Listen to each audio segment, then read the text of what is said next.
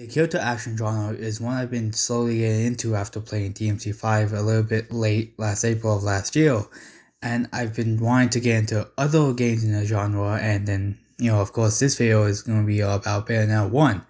I've actually known about this series for a while, I've just never really tried it before.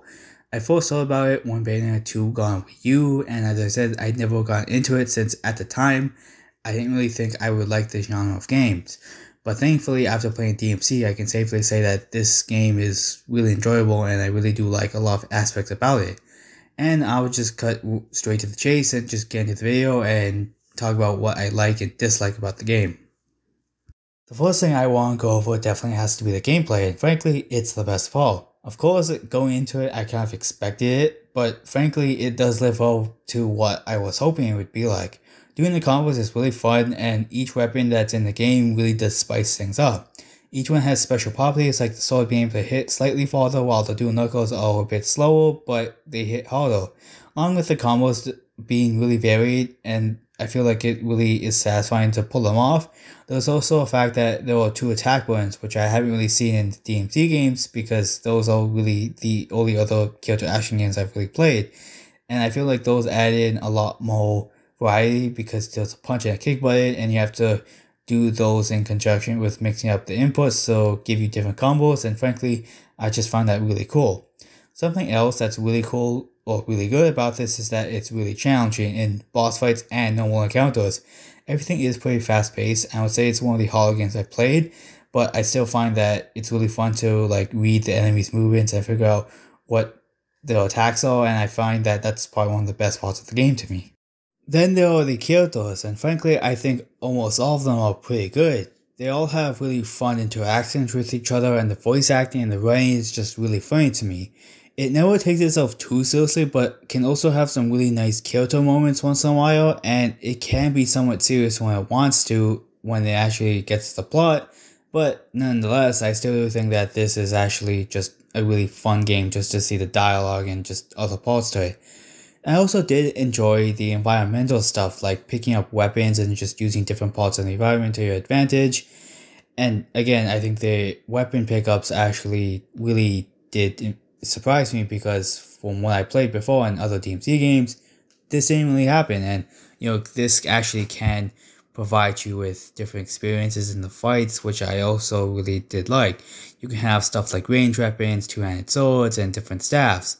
This again makes battles a lot more creative because you can mix up your attacks with enemy attacks and just a bunch of other cool stuff. But honestly, everything surrounding the gameplay I absolutely love. Comedian and his team did really try to land the gameplay and make it the best part, but of course there are some parts in the game that I just don't really like as much. One of the things definitely had to be was how expensive everything was in the shops, and whenever I complete a mission, I usually only have enough for 1 or 2 skills, maybe even just 1, because a lot of them cost like 15,000 or more, which can get really annoying. Then there was also items that can drastically change how some fights go. For example, the Moon of Mala Kala, which can repel oncoming attacks if you dodge them correctly. Items like this are of course a lot more expensive. I think they cost 100,000, and you won't really get them unless you grind a lot, and frankly I just find that really annoying for a Kyoto action game. Another thing that I just find lacking was the story. It's really slow to start and everything just gets shoved to the end.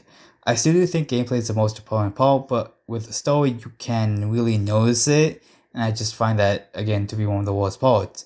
The next point, I want to backtrack back to the difficulty, and I know that I've said that's a good thing, but at the same time, I found a lot of the enemy encounters to be a lot harder than I expected. I did praise it, but like what I said in my DMC3 video, it can be really harsh to newcomers. If you pick up the patterns fast, it's a lot easier, but with someone like me, I end up dying a lot because a lot of the enemies are just really fast, and I just can't really see everything all the time, and just, sometimes really annoying. And then there was the story, and frankly, I thought it was pretty lacking. It's pretty slow to start, and a lot of the interesting stuff gets shoved near the end. And frankly, it also can get kind of confusing, so there's kind of that going against it as well.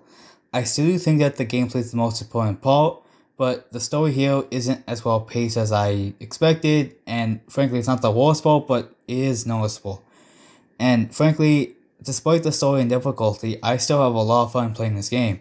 The gameplay is very solid and over the top, and frankly that's what I like in the game, especially with Kyoto action. It feels like the devs worked hard to make the game as solid as possible, and it feels that way, again with the gameplay. But yet again, before we finish the video, I'm gonna go over the likes and dislikes. Likes, solid gameplay, fun and likable characters, nice level of difficulty, and fights can get creative with environmental stuff. Dislikes, too much grinding for money, lacking story, and can be way too hard sometimes. Thank you all for watching and see you guys later.